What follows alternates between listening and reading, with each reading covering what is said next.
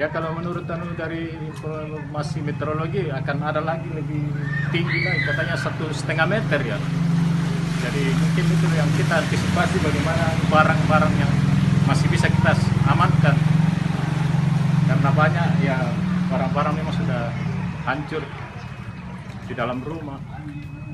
Mungkin itu yang dapat kita ya, yang kami harapkan mungkin dari pemerintah, mungkin antisipasi untuk ke depan barangkali solusinya bagaimana.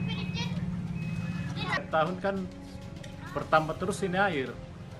Yang dulunya tahun 2019 air ini tidak sampai masuk di sini. Nah ini 3 tahun ke depan ini yang lalu-lalu sudah naik sampai 80 cm.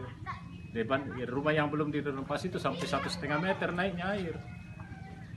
Kami di sini di Kodam 3 itu ya hanya bisa pasrah menunggu keadaan begitu. Iya. Dan tidak bisa berbuat apa-apa. Iya. Ini hanya bisa menyerahkan kepada pemerintah.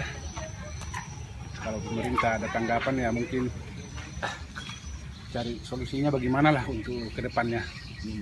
Karena di sini memang sudah setiap tahun itu sudah termasuk jatah itu. Iya. Jadi kami di sini pasrah hanya bisa menyerahkan kepada pemerintah.